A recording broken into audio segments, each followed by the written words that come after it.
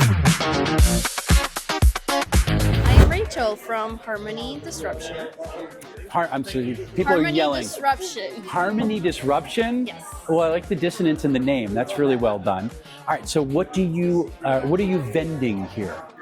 Today I am focusing a lot on selling hats and embroidered patches. I actually embroidered patches on the hats on the spot also.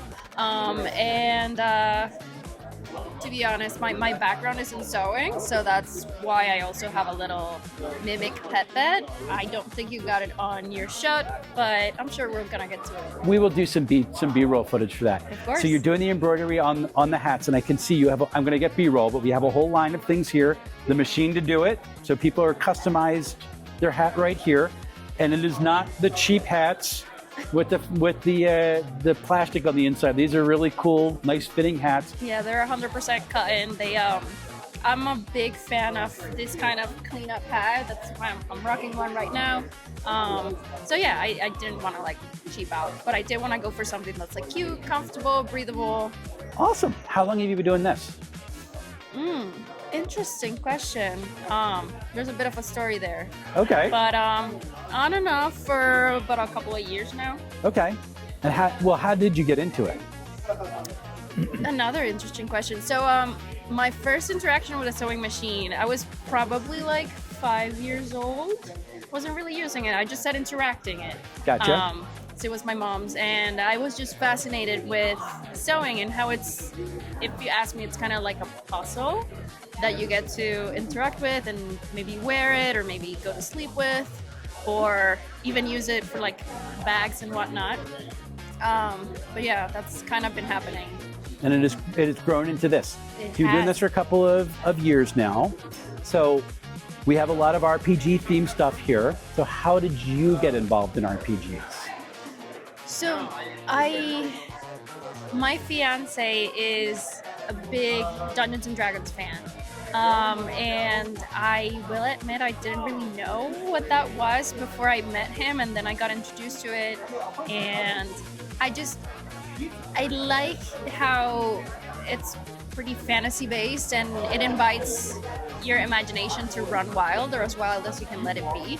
And so although I'm not as deep into it as he is, I love that concept, and this is kind of like my way of getting more deep into that, and also just making peace with myself, because at the end of the day, I grew up kind of shying away from being creative and leaning towards my imagination or whatnot, because I always felt like it was too much for the people I was around. Okay. So yeah. So this is kind of you learning how to more embrace a little bit more of who you are. Pretty much. I love everything about that. It's so wonderful. So you. you're here to vending at a convention. So other than money, that's always a nice thing, what's kind of the draw for you to come here and try to vend at a small convention like this? I think it's lovely to get to know places that if it wasn't for this, I wouldn't really be in this neighborhood. I wouldn't necessarily be interacting with the amazing vendors that are here. And it's a really tight but very welcoming and warm community. And you come in here and you see people from all different backgrounds. And again, I just wouldn't necessarily be interacting with them if it wasn't because of a community or a space like this. So I'm very grateful for that. Awesome. Well, we're very grateful that you're here. Where can people find your stuff if they are not meeting you at a convention? I am actually currently on Instagram. My handle is Harmony X Disruption. Yeah, that's where you can get more of me. My name's Kayla Webb. And this is my uncle over here off to the side. Greetings, salutations. And I am the sole owner and proprietor of LunaCraft Creations. Awesome. So how did LunaCraft Creations come to be? Name really kind of started with my love of Sailor Moon. I used to get up at 6:30 in the morning, watch it, and then go back to bed before school. Gotcha. And I always wanted a black cat named Luna, and of course, white one named Artemis. I got half the thing, and it was like I've always been artsy, craftsy, beading, drawing. Kind of doesn't help, I was the lone kid growing up. Okay. And it was like my grandmother, she used to do crochet, and like if you had a queen size bed, you get a king size blanket, like triple thick yarn. Okay. So it's like I've always had the artist bone in my body. Mm-hmm. And I was like, I love to craft, so there's part of my name.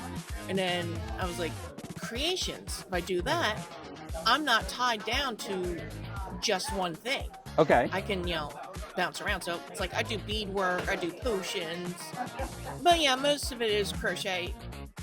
I just googled one day, it was like anime crochet, and I saw all these cute dolls. It's like, that's going to be me. That's So going to be my something thing. good comes out of the internet. That's good. We like this. So how long have you been doing this as a business? About 12 years now. Awesome. I mean, I started out, the small little mom and pop, Uh-huh. flea market type shows, and then eventually my following has grown. I started branching out. Uh-huh. I finally found my niche, but it took about 8 years. Okay. And you see you have like all sorts of cutesy things over here, anime inspired or anime direct. And then in your hands, you went beholder. So what's the process that led you to that? Because that's fantastic. Not really sure. Do you play? I do when time permits. Okay. But I'm disabled and I have a lot of health issues. Mm-hmm. Like I go to dialysis 3 times a week. Okay. So it's like sometimes I don't even have the energy to crochet right now. Staying well is being a full-time job in and of itself. Yeah. Yeah. So, And the fun thing is, anytime I really do want a game, my husband's also a DM. So I can just knock on the door and be like, babe, I want to play. Was a beholder just an iconic monster, or is it something that you kind of had a personal encounter with? I've actually had personal encounters in video games with beholders. Okay. But my favorite creature is a displacer beast. They are awesome. Do you have one of those? I actually do. He's over there on the other side of the wall. That is awesome. Look at that thing. Oh my gosh. His tail and his tentacles are posable. No. Oh my gosh. Did you come up with that pattern all on your own? I did. That's so neat. There's a lot of times where I can just look at a picture of something and break it down into the basic So you've been shapes. doing it long enough that you know how the knit should go. I mean, I will buy patterns to support other designers, but Okay. sometimes I am, in a little bit of a time crunch, or I'm just too lazy. That is so cute, though. That is pretty neat. Awesome. I don't know what to say. That was unexpected and really, really amazing. So thank you so much. So we have these wonderful things. You fell into this niche of coming to like a gaming convention. So for you, what's the benefit for you to be here at a gaming convention like this? It's more like coming home to my people kind of thing, because I don't normally get to get out much. Okay. But with me being disabled and not being able to hold a traditional job, Mm-hmm.